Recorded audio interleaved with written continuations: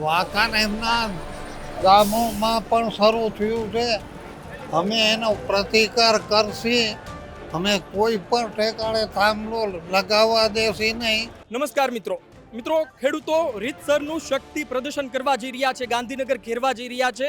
અમદાવાદનો આ જ રસ્તો છે જ્યાંથી ખેડૂતોની ટ્રેક્ટર રેલી પસાર થવાની છે. ખેડૂતો સાથે વાત કરી રહ્યા છીએ, પરંતુ આ વચ્ચે અમારી સાથે પૂર્વ ધારાસભ્ય વાંકાનેરના મોહમ્મદ પીરઝાદા પણ જોડાયા છે. તેમની સાથે પણ વાત કરવી છે કે તેઓ શું કહે છે. એક વાત એ કહેશો કે ફરી એક વખત ખેડૂત આંદોલન ફાટી નીકળ્યું છે. ભૂતકાળમાં તમે ખૂબ આંદોલન પણ કર્યા, જોયા પણ ખરી. આ વખતે શું કહી રહ્યા છો કે જે માગ છે સરકાર સ્વીકારશે? જો ખેડૂતોને એટલે માંગણી સ્વીકારવી પડે એવી સ્થિતિ છે.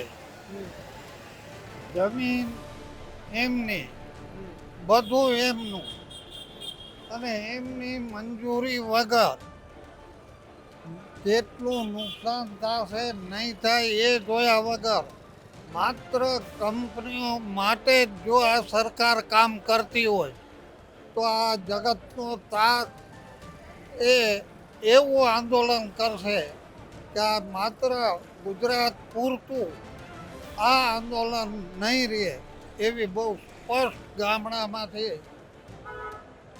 વાતો આવે છે. ને ગમે ત્યારે ગમે એના ખેડૂતમાં માલિકી એની પોલીસ લઈ અને કંપનીઓનો સહારો જો સરકાર લેતી હોય તો આ વ્યાજબી વાત નથી. અને ખેડૂતોને પૂરતું વળતર પણ ન મળે. કેટલાય ખેડૂતોને તો એમના પોતાના ખેતરમાં વાવણી કરવા માટે પણ અત્યારે નથી જવા દેવામાં આવતા. તો માલિકી કોની?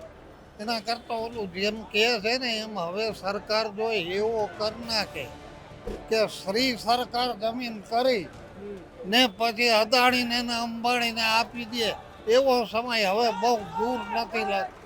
વાંકાનેરમાં કેવી પરિસ્થિતિ છે? વાંકાનેરમાં આવ્યું છે કામ? વાંકાનેરના ગામોમાં પણ શરૂ થયું છે. અમે એનો પ્રતિકાર કરશી. અમે કોઈ પણ ઠેકાણે થાંભલો લગાવવા દેશી નહીં. વળતર આજ આપ જોવો છો કે આ મોબાઈલના ટાવર હોય છે તો એનું માસિક કે વાર્ષિક ભાડું નક્કી થયેલું હોય. આ તો કોઈ જાતની કોઈ વાત નહીં ને અમુક વળતર આપી અને આવી કિંમતી જમીનો ને જો સરકાર કંપનીઓના ભોગે જો ખેડૂતોને નુકસાન કરે તો એ ચલાવી લેવાય નહીં. અને કોંગ્રેસ પાર્ટીના એક સભ્ય તરીકે આ ચલાવી લેવામાં નહીં આવે ને આના સામે સખતમાં સખત વિરોધ કરવો. છેલ્લો સવાલ એ છે કે કોંગ્રેસ છેલ્લા ઘણા સમય પછી આ પ્રકારે એક્ટિવ જોવા મળી રહી છે અને કોંગ્રેસનું એક મોટું આંદોલન ખેડૂતોનું છે, પરંતુ કોંગ્રેસના નેતાઓ તેમાં અગ્રેસર છે. શું કહેશો? કોંગ્રેસના નેતા તરીકે શું લાગણી અનુભવો છો? આજે ઘણા લાંબા સમય પછી એક એવો મહત્વનો પ્રશ્ન ઊભો થયો છે કે એમાં કોંગ્રેસ નહીં કોઈ પણ પક્ષના નેતાએ આમાં રસ લેવો જ જોઈએ. અને આ સ્થિતિ શરૂ રહે તો કોંગ્રેસ નહીં બધા વિરોધ પક્ષ માટે સારા દિવસો છે એમ દેખાય.